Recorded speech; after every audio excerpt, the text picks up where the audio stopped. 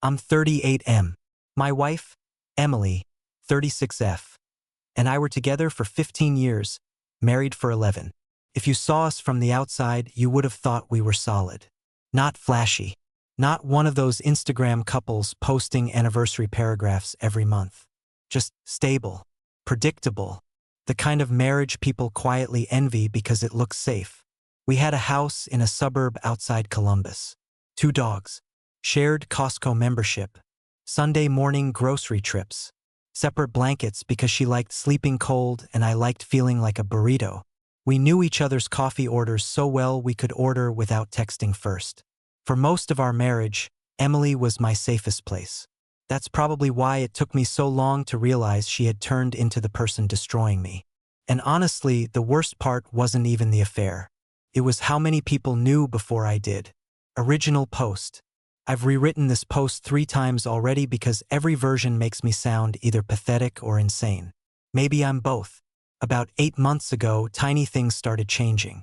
Not dramatic things. Nothing movie level. Just little shifts in gravity. Emily started sleeping with her phone face down. That sounds stupid now because apparently every cheating story on Reddit starts that way. But when it's your actual life, you explain it away. You don't jump straight to "my wife is betraying me." You think, she's stressed. She's tired. She's distracted. You don't think, she's texting another man while sitting next to me on the couch. At first, it was harmless. She changed her passcode after years of us knowing each other's phones casually. When I joked about it, she smiled and said, "God forbid you discover my secret second family." I laughed, because normal people laugh before their lives collapse.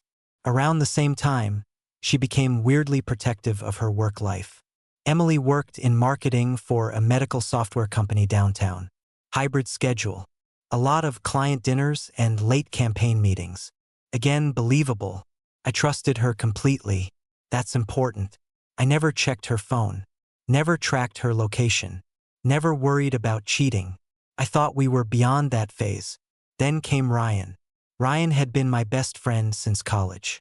He was at our wedding. Helped me move into our first apartment. Held my father's urn with me at the funeral because my hands were shaking too hard. That level of friend. He came over constantly. Knew where we kept spare towels.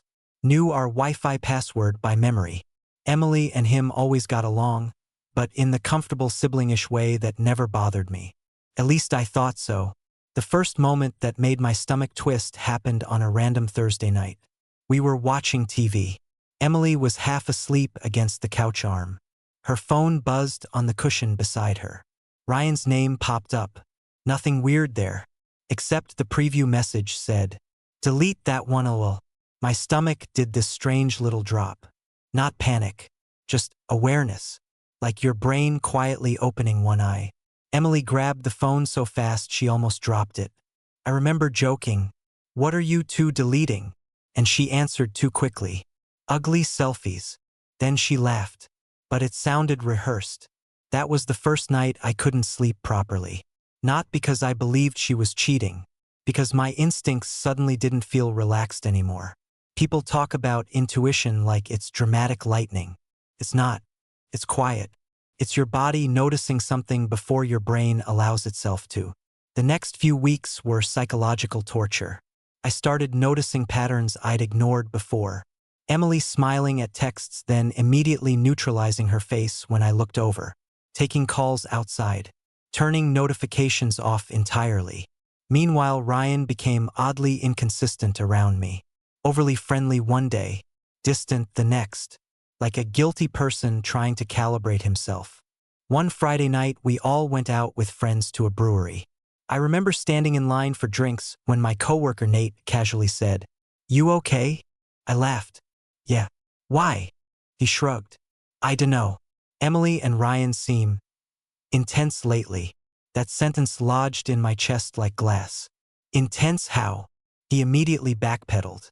No, nothing bad. Just close. Close. Such a harmless word.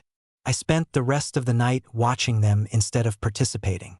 And once you start watching, it's over. You notice everything. The private eye contact. The synchronized jokes. The way she touched his arm when she laughed. The way they stopped talking when I approached.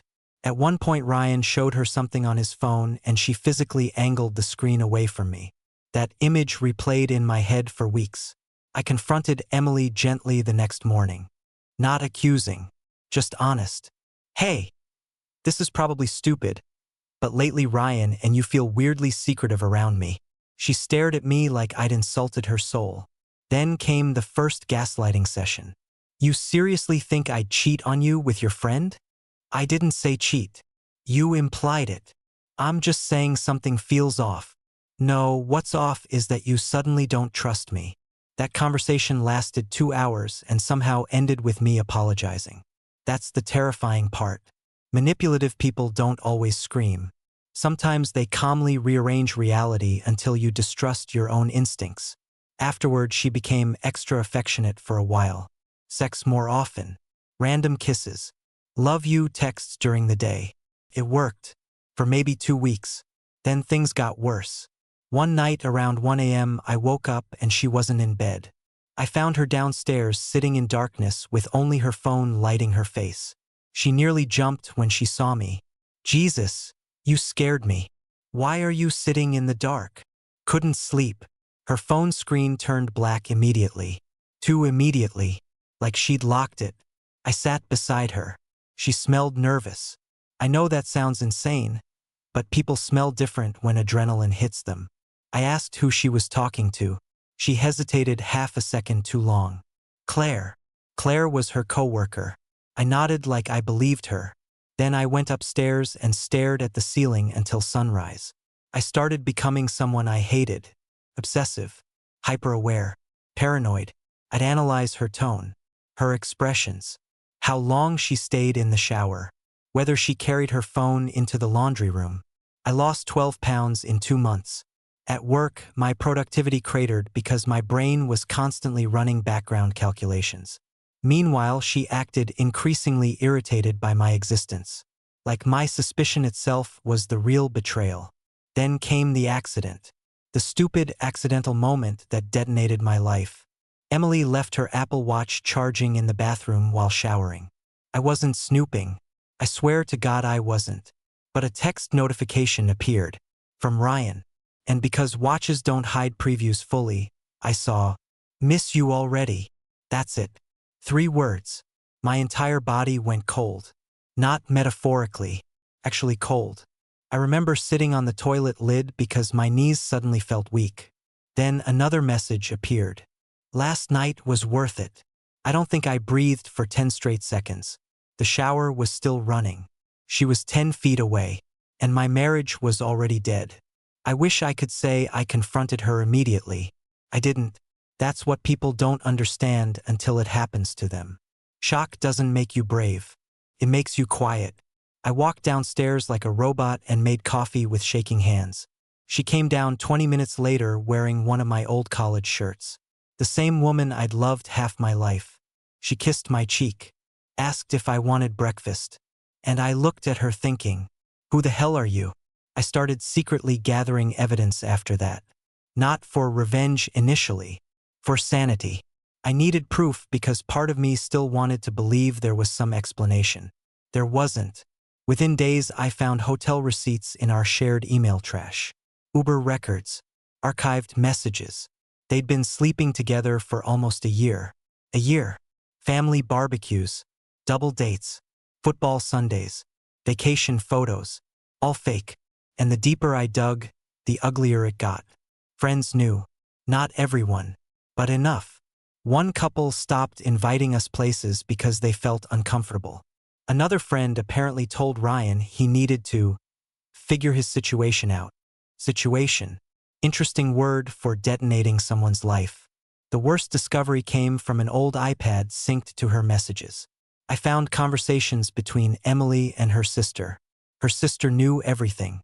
At one point Emily wrote, "Matt would literally die if he found out." And her sister replied, "Then stop dragging this out. Emily, I can't leave yet. Financially it's complicated." I stared at that sentence for an hour. Not emotionally complicated. Financially, like I was a mortgage with feelings. Small update. A lot of people asked why I didn't immediately expose them. Honestly, because betrayal breaks your identity before it breaks your relationship. I stopped recognizing myself. I'd go to work pretending to function normally while internally replaying every memory from the last year trying to identify what had been real. I became obsessed with timelines. Was she texting him during our anniversary dinner?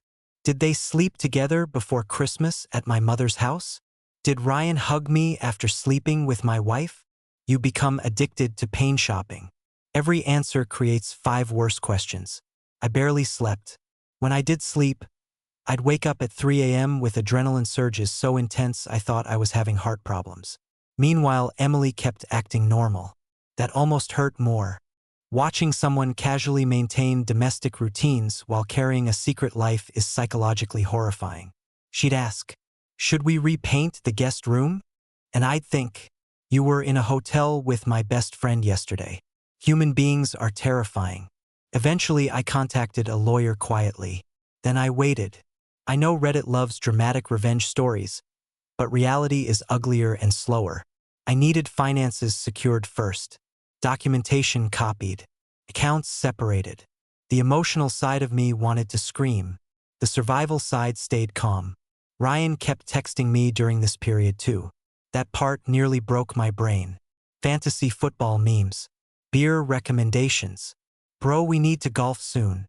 I started realizing guilt doesn't stop people from performing friendship. Sometimes it just makes them act harder. Major update. Everything exploded 3 weeks ago. Emily told me she had another client dinner. I already knew Ryan had booked a hotel downtown because I'd seen the confirmation email accidentally synced to the iPad. So I followed her. I'm not proud of it. But once trust dies, dignity starts bleeding out too. I parked across the street from the hotel. And there they were, my wife and my best friend, laughing, comfortable, familiar, not sneaking, not ashamed. She touched his chest while talking. He kissed her forehead before they walked inside. That tiny forehead kiss hurt more than if I'd seen them having sex. Because it was tender. It meant feelings. I sat in my truck for almost an hour afterward, completely numb. Then something strange happened. The panic disappeared. Not the pain, the confusion. For months, I'd been drowning in uncertainty. That night, certainty finally arrived. My marriage was over. And weirdly, certainty hurts cleaner than doubt. I confronted them 2 days later. At my house, I invited Ryan over for drinks like normal. Emily looked nervous immediately. Ryan looked pale the second he saw me sitting calmly at the kitchen table with printed screenshots beside me. I still remember the silence. The refrigerator humming. Ice clinking in Ryan's glass. Emily's breathing getting shallow. Then I said, "How long?" No yelling. No dramatic speech. Just that. Ryan immediately started crying, which honestly disgusted me. Emily went straight into damage control mode. "It's not what you think." I laughed. First genuine laugh in months. Because what else could it possibly be? I slid the screenshots across the table. Hotel receipts. Messages. Photos. Ryan kept saying, "Bro, I'm sorry. Bro, I never meant." I finally snapped. "Stop calling me bro." Silence. Emily started crying next. Real crying too. Not fake. And somehow that made me angrier. Because now she was devastated? Not during the lying. Not during the manipulation. Not during making me feel insane. Now, when consequences arrived. She admitted the affair started emotionally first. Then physical around 10 months earlier. Apparently they connected while helping plan my surprise birthday party. Amazing detail, honestly. Nothing says romance like organizing balloons for the guy you're betraying. Ryan claimed he fell in love with her accidentally. I told him if he ever contacted me again, I'd make his life catastrophically difficult. Then I asked him to leave. Emily tried following him outside. That part destroyed me more than anything. Instinctively, automatically, she followed him. Not me. Like her emotional gravity had already shifted completely. After Ryan left, she collapsed onto the kitchen floor sobbing. I just stood there exhausted. She kept repeating, "I'm sorry. I'm sorry. I'm sorry." and eventually I said, "You watched me slowly lose my mind and still kept doing it." She covered her face and cried harder. But there are moments when empathy dies. That was one of mine. Final update. Divorce process is ongoing. It's ugly but civil. Ryan lost almost every mutual friend we had. Turns out people tolerate betrayal less when it happens close enough to touch them personally. Emily moved into an apartment downtown.